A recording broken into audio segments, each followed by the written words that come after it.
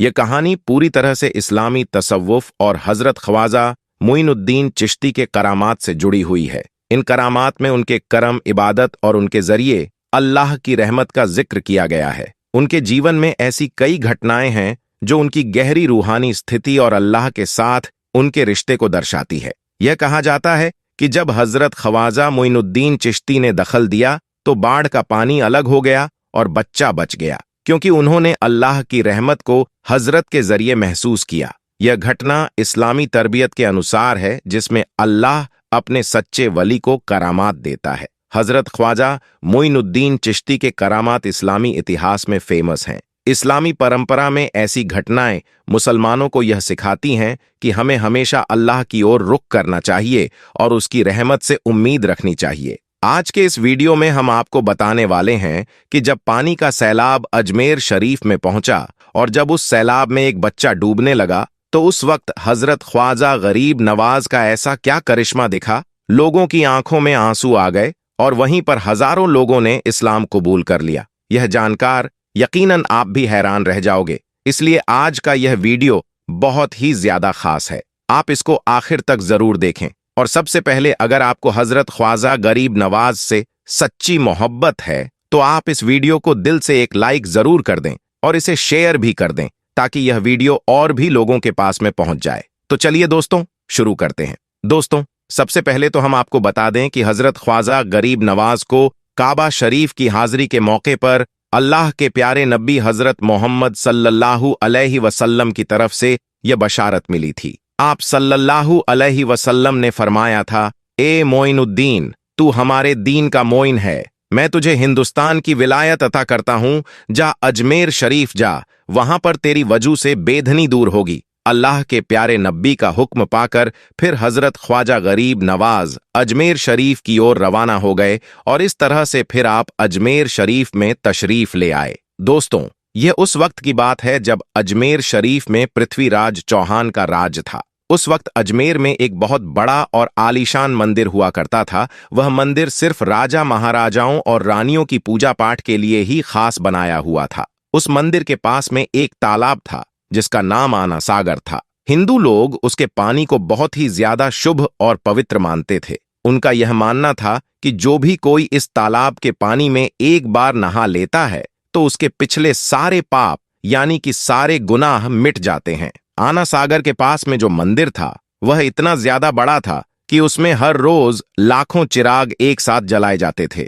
उस मंदिर में हजारों नौकर थे जिनका काम मंदिर में आने वाले लोगों की रहनुमाई करना था, यानी कि वह लोगों को बताया करते थे कि कौन सा देवता बेटा अता करता है और कौन से देवता को पूजने से धन दौलत प्राप्त होती है और कौन सा देवता सेहत और तंदुरुस्ती अता करता है। इसी दौरान एक दिन हजरत ख्वाजा गरीब नवाज रहमतुल्लाह अजमेर शरीफ में तशरीफ ले आए और यहां पर आकर आना सागर से कुछ फासले पर एक चटाई बिछाकर अपने कुछ मुरीद के साथ में बैठ गए। थोड़ी देर बाद ही असर का वक्त हो गया, इसीलिए हजरत ख्वाजा गरीब नवाज ने अपने एक मुरीद हजरत कुतुबुद्दीन से अजान देने को कहा। कुफ्र और शिर्क से भरे अजमेर में अल्लाह के एक होने का यह पहला ऐलान था। इससे पहले यहां पर रहने वाले लोग इस्लाम से पूरी तरह लाइल्म थे, इसलिए वह सब अजान की आवाज को सुनकर हैरान रह गए और अपने अपने घरों से निकलकर वह सब उन मुसाफिरों को देखने लगे और इस तरह से आना सागर के करीब बहुत सारे लोगों की भीड़ जमा हो गई। इसके बाद उन मुसाफिरों ने आना सागर के पानी से वजू किया और वहीं पर नमाज पढ़ना शुरू कर दी। यह देखकर वह सब लोग हैरान रह गए और सोचने लगे कि सब भगवान तो मंदिर के अंदर है, फिर ये लोग यहाँ पर खुले मैदान में खड़े होकर कौन से भगवान के सामने झुक रहे हैं। खैर, फिर वह शिकायत लेकर राजा के पास में पहुंचे और जाकर कहने लगे, राजा साहब, जिस फकीर का काफिला यहाँ पर आया है वह सब मुसलमान है। वह 5 वक्त अजान देते हैं और फिर हमारे पवित्र तालाब में हाथ मुंह धोकर उसे गंदा करते हैं। ये सुनकर फिर राजा ने ख्वाजा गरीब नवाज को पैगाम भिजवाया कि तुम लोग गोश्त खाते हो और हमारे पवित्र तालाब आना सागर को हाथ मुंह धोकर गंदा करते हो। इस बात को हम बर्दाश्त नहीं करेंगे, इसलिए अब तुम्हारे लिए यही बेहतर होगा कि तुम लोग यहां से वापस चले जाओ। राजा की बात सुनकर हजरत ख्वाजा गरीब नवाज ने अपने मुरीद को हुक्म दिया कि वह जाए और जाकर आना सागर से एक कांसा भर लाए। इसके बाद उनका वह मुरीद आना सागर तालाब पर गया और वह कांसा भरने लगा। अब यहां पर आप ख्वाजा गरीब नवाज की करामत देखिए। जैसे ही आपके मुरीद ने वह पानी का कांसा भरा तो आना सागर का सारा पानी खुश्क हो गया और आना सागर की तह में मिट्टी उड़ने लगी। यह देखकर फिर पूरे अजमेर शरीफ में कोहराम मच गया। लोग कहने लगे, इस पवित्र तालाब में नहाकर अपने पाप धोते थे, अब हम अपने पाप को कैसे धोएंगे। इसके बाद औरतें, बच्चे, बूढ़े सब के सब ख्वाजा गरीब नवाज की बारगाह में पहुंचे और गिड़गिड़ा लगे और कहने लगे, बाबा हमें इस परेशानी से निजात दिलाएं। अगर हमसे कोई गलती हो गई हो तो आप हमें माफ कर दें। अब से आप तालाब में वजू भी कर लिया करें, लेकिन भगवान के वास्ते आप हमारे आना सागर को हमें वापस लौटा दें। यह सुनकर फिर हजरत ख्वाजा ने अपने मुरीद को हुक्म दिया कि वह जाए और जाकर वह पानी का कांसा तालाब में वापस डाल आए। इसके बाद जैसे ही वह पानी का कांसा तालाब में डाला गया तो आना सागर का पानी उछाल मारकर वापस तालाब में आ गया और तालाब वापस पानी से भर गया। फिर एक दिन की बात है, हजरत ख्वाजा गरीब नवाज असर की नमाज से फारिग होकर दरिया के किनारे सैर कर रहे थे। इतने में आपकी नजर एक बूढ़ी औरत पर पड़ी जो जारों कतार रो रही थी और वह कपड़े से अपने आंसू साफ कर रही थी। यह देखकर हजरत ख्वाजा गरीब नवाज ने अपने एक खादिम को अपने पास बुलाया और हुक्म दिया कि वह उस औरत के पास जाए और जाकर उससे पूछे कि वह क्यों रो रही है। हुक्म पाकर वह नौकर उस औरत के पास गया और पूछने लगा, ए माई, आप क्यों रो रही हैं? आपके रोने की वजह क्या है? इस पर उस बूढ़ी औरत ने बताने से इनकार कर दिया। इसके बाद हजरत ख्वाजा गरीब नवाज खुद उस औरत के पास तशरीफ ले गए और आपने उस बूढ़ी औरत से दरियाफ्त किया, ए माई, आप क्यों रो रही हैं? हजरत ख्वाजा गरीब नवाज के नूरानी चेहरे को देखकर उस बूढ़ी औरत ने बताना शुरू कर दिया। वह कहने लगी, बाबा, मुझे ना ही किसी ने मारा है और ना ही मुझे किसी ने सताया है, लेकिन बात यह है कि मैं जब भी यहां पर आती हूं तो मुझे मेरा इकलौता बेटा याद आ जाता है। उसके बाद उस बूढ़ी औरत ने बताया कि मैं जवानी में ही बेवा हो गई थी और मेरा इकलौता बेटा बचपन में ही यतीम हो गया था, लेकिन मैंने अपने बेटे को बड़े ही लाड़ प्यार से पाला था। मैंने सोचा था कि मैं इसकी शादी करके बहू लाऊंगी और यह मेरे बुढ़ापे का सहारा बनेगा। फिर एक दिन मैं अपने बेटे के साथ इस तालाब में नहाने के लिए आई और अपने हाथ धोने के लिए आई। मेरा बेटा नहा रहा था कि तभी दरिया में एक जोरदार सैलाब आया और देखते ही देखते मेरी आंखों के सामने ही मेरा इकलौता बेटा पानी में डूब गया और फिर उसका कहीं पर भी कोई पता नहीं चल सका। इस तरह वह मेरा इकलौता बेटा मर गया। इसलिए अब जब भी मैं यहाँ पर आती हूँ तो मुझे वह मंजर याद आ जाता है और फिर मैं अपने बेटे की याद में रोने लग जाती हूँ। यह सुनकर हजरत ख्वाजा गरीब नवाज ने फरमाया, ए माई, आपके बेटे को डूबे हुए कितने दिन हो गए हैं? तो वह कहने लगी, 12 साल हो गए हैं। इसके बाद हजरत ख्वाजा गरीब नवाज ने फरमाया, ए माई, रो मत, अब तो मेरी अल्लाह की कुदरत का करिश्मा देख, अभी थोड़ी देर में ही तेरा वह बेटा वापस आ जाएगा। दोस्तों, इसके बाद हजरत ख्वाजा गरीब नवाज ने वहीं पर मुसल्ला बिछाया और 2 रकात नमाज अदा की और फिर हाथ उठाकर अल्लाह से दुआ करने लगे। आप कहने लगे, ए मेरे परवरदिगार, इस माई के बेटे को वापस कर दे। इस पर अल्लाह ताला की तरफ से इरशाद हुआ, ए मोइनुद्दीन, ए मेरे बंदे, इसका जो बेटा डूबा था उसे तो मछलियां खा गईं और फिर उन मछलियों को इंसान खा गया है, इंसान खाकर उसको हजम भी कर गया है। फिर जब इंसान ने फजल किया तो उसे कीड़े खा गए हैं, फिर कीड़ों को यह जमीन हजम कर गई। तो यह सुनकर हजरत ख्वाजा गरीब नवाज ने अर्ज किया, मौला, तेरे लिए क्या मुश्किल है? तो इस पर अल्लाह ताला ने इरशाद फरमाया, ए मोइनुद्दीन, ए मेरे बंदे, तू कुछ और मांग ले। इसके बाद हजरत ख्वाजा गरीब नवाज ने वहीं पर अपना जोगा उतार दिया और अर्ज करने लगे, ए मेरे मौला, तेरी इज्जत की कसम, अगर इसका बेटा वापस नहीं आया तो मैं जिंदगी भर यह लिबास नहीं पहनूंगी। बस इतना कहना था कि इतने में ही अल्लाह ताला की तरफ से इरशाद हुआ, ए मोइनुद्दीन, ए मेरे बंदे, अब तू मेरी कुदरत का करिश्मा देख। इसके बाद पलक झपकते ही बूढ़ी औरत का वह बेटा उसी तरह से दरिया के किनारे पर आ गया जिस तरह से वह 12 साल पहले दरिया के किनारे पर खड़ा था। अल्लाह की कुदरत का यह करिश्मा देखकर वह बूढ़ी औरत दंग रह गई। फिर हजरत ख्वाजा गरीब नवाज ने फरमाया, माई, तुझे तेरा बेटा मिल गया है, अब तू खुशी से अपने घर पर ले जा। दोस्तों, कहा जाता है कि इस हैरत अंगेज मंजर को देखकर फिर हजारों लोगों ने इस्लाम कबूल कर लिया था। हिंदू धर्म की खुद अपनी तारीखी किताबों में लिखा है कि उस शाम 32,000 लोगों ने एक साथ में कलमा पढ़ा था। इसके बाद हजरत ख्वाजा गरीब नवाज ने अल्लाह से अर्ज किया, ए अल्लाह, मुझे इसके लिए 3 मर्तबा क्यों कहना पड़ा? आखिर इसका क्या राज है? इस पर अल्लाह ताला ने इरशाद फरमाया, ए मोइनुद्दीन, इसके बेटे को मछली खा गई, मछली को इंसान खाकर फजल कर दिया, जिसको फिर कीड़ों ने खा लिया, कीड़ों को भी मिट्टी खा गई। ए मोइनुद्दीन, फिर तुम्हारे कहने पर जमीन के अंदर जो कीड़े थे, हमने उन कीड़ों से उन्हें निकाला। दूसरी मर्तबा फिर हमने मछलियों के पेट से उन्हें निकाला, और तीसरी मर्तबा हमने उन्हें इंसान के रूप में एक नई जिंदगी अता कर दी। सुभान अल्लाह। दोस्तों, अगर आपको हजरत ख्वाजा गरीब नवाज से सच्ची मोहब्बत है तो आप इस वीडियो को दिल से एक लाइक जरूर कर देना और कमेंट बॉक्स में या ख्वाजा लिखकर शेयर भी कर देना, ताकि यह वीडियो और भी लोगों के पास में पहुंच जाए। दोस्तों, आज की इस वीडियो में हम आपको मस्जिदों के बारे में एक ऐसी जानकारी देने वाले हैं जो पूरे दुनिया में शायद ही कोई जानता हो। इसके साथ ही हम आपको यह भी बताने वाले हैं कि पूरी दुनिया में मस्जिदों की तादाद लगभग कितनी है और दुनिया की 5 सबसे बड़ी और सबसे खूबसूरत मस्जिद कौन सी है और किस जगह पर है। इसलिए अगर आप एक मुस्लिम हैं तो आज का यह वीडियो आपके लिए बहुत ही ज्यादा खास है। आप इसे आखिर तक जरूर देखें। तो चलिए दोस्तों, शुरू करते हैं। दोस्तों, सबसे पहले तो हम आपको बता दें कि इस दुनिया में टोटल मस्जिदों की तादाद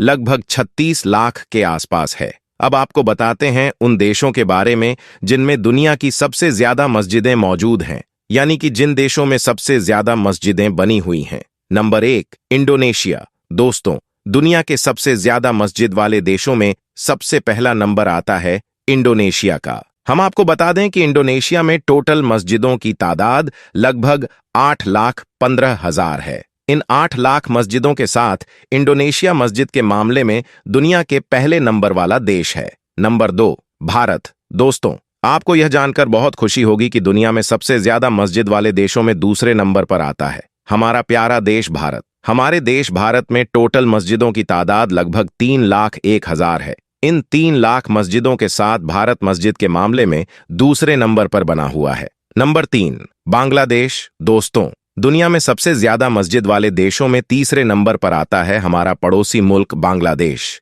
हम आपको बता दें कि बांग्लादेश में टोटल मस्जिदों की तादाद लगभग 3 लाख है, यानी कि पूरे बांग्लादेश में लगभग 3 लाख मस्जिदें बनी हुई हैं। इन 2.5 लाख मस्जिदों के साथ में बांग्लादेश मस्जिद के मामले में तीसरे नंबर पर दुनिया में बना हुआ है। दोस्तों, वीडियो में आगे बढ़ने से पहले अगर आप मुसलमान होने पर फख्र महसूस करते हैं तो दिल से इस वीडियो को एक लाइक जरूर करें। नंबर 4, पाकिस्तान। दोस्तों, दुनिया में सबसे ज्यादा मस्जिद के मामले में हमारा पड़ोसी मुल्क पाकिस्तान चौथे नंबर पर बना हुआ है। हम आपको बता दें कि पाकिस्तान में टोटल मस्जिदों की तादाद लगभग 12,000 है, यानी कि पूरे पाकिस्तान में 12,000 मस्जिदें बनी हुई हैं। नंबर 5, इजिप्ट यानी मिस्र। दोस्तों, दुनिया में सबसे ज्यादा मस्जिद के मामले में 5वां नंबर आता है इजिप्ट का, यानी कि मिस्र का। हम आपको बता दें कि इजिप्ट में टोटल मस्जिदों की तादाद लगभग 1,08,000 है।